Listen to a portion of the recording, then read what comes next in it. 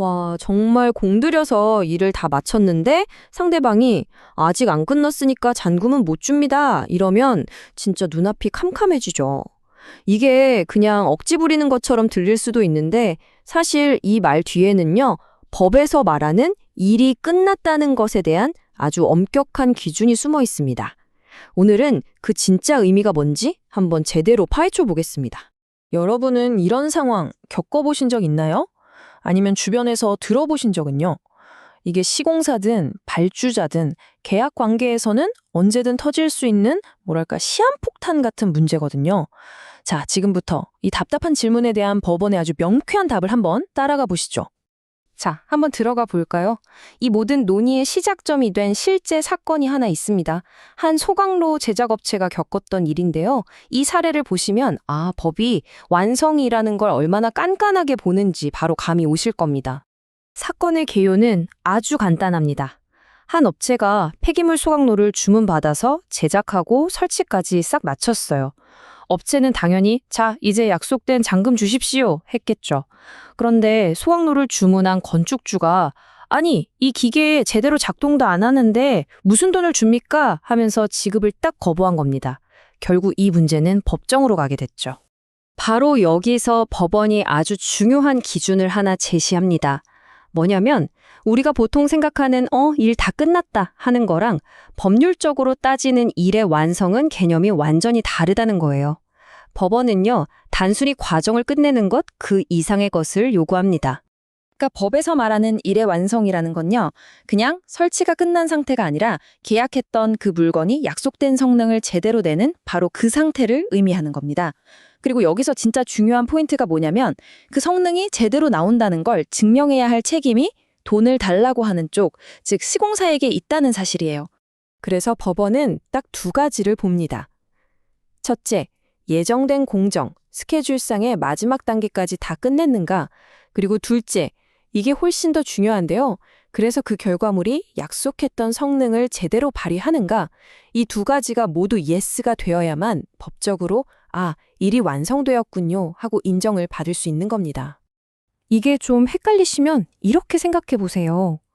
우리가 갓 뽑은 새 차가 집 앞에 배달됐는데 키를 돌려도 시동이 안 걸려요. 그럼 자동차 회사가 어쨌든 배달은 끝났으니 저희 할 일은 다 했습니다 라고 말할 수 있을까요? 절대 아니죠. 자동차는 달린다는 본질적인 성능이 나와야 인도가 완성되는 거잖아요. 이거랑 똑같습니다. 마치 우리가 제품을 사고 받는 보증수리 기간 같은 거예요. 핵심 기능에 문제가 생기면 당연히 고쳐줘야 하듯이 법원도 계약의 진짜 목적인 성능이 제대로 구현돼야만 진짜 일이 끝났다고 보는 거죠. 자, 그럼 이 기준을 머릿속에 딱 넣어두고 다시 소각로 사건으로 돌아가 보겠습니다. 법원이 방금 말씀드린 이 2단계 기준을 이 사건에 어떻게 적용했는지 보시면 아하 하고 모든 게 명확해질 겁니다. 이 소송에 걸려있던 미지급 잔금이 바로 5,550만 원이었습니다. 시공사 입장에서는 절대 포기할 수 없는 결코 적지 않은 돈이죠. 이 돈을 받으려면 그 소각로가 정말 제대로 완성되었다는 걸 스스로 증명해야만 했습니다. 양쪽 주장이 계속 팽팽하게 맞서니까 법원이 결국 전문가에게 감정을 맡깁니다. 자, 전문가가 한번 봅시다. 이 소각로, 과연 제대로 된 물건 맞습니까? 하고요. 그리고 바로 이 감정 결과가 사건의 판도를 완전히 뒤집어 버렸습니다. 결과는 정말 충격적이었습니다. 무려 13가지의 아주 심각한 하자가 발견됐어요. 예를 들어 안전에 꼭 필요한 내화재나 내부를 들여다보는 투시창 같은 핵심 부품들이 아예 설치조차 안 되어 있었고요. 배출가스 관련 환경 법규 기준도 통과하지 못했습니다. 근데 더 심각한 건 이 문제들 중에 상당수가 아예 수리가 불가능한 수준이었다는 점이에요. 그래서 감정인의 최종 결론은 딱 한마디였습니다. 정상 가동 불가. 자, 이 감정 결과를 받아든 법원은 마침내 판결을 내립니다. 법원의 논리는 우리가 앞에서 살펴봤던 그 일의 완성에 대한 2단계 기준과 정확하게 맞아떨어졌습니다. 이 표를 보시면 핵심이 딱 보입니다.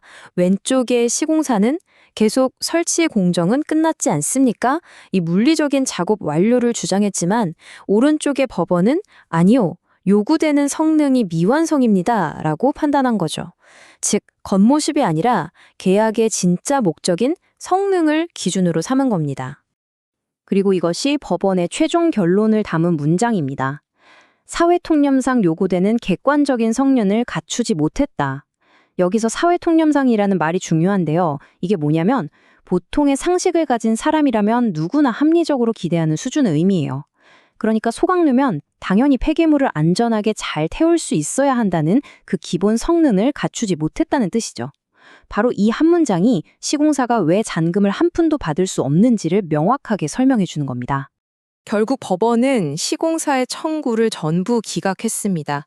한마디로 당신은 돈을 받을 자격이 없습니다. 라고 선언한 거죠.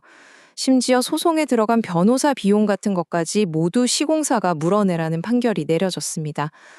그저 내 기준에서 일은 다 끝났다는 주장이 얼마나 위험할 수 있는지 제대로 보여주는 사례라고 할 수 있겠습니다.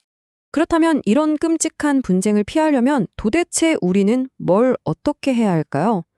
이 판결은요, 시공사 그리고 건축주 양쪽 모두에게 정말 중요한 교훈을 줍니다.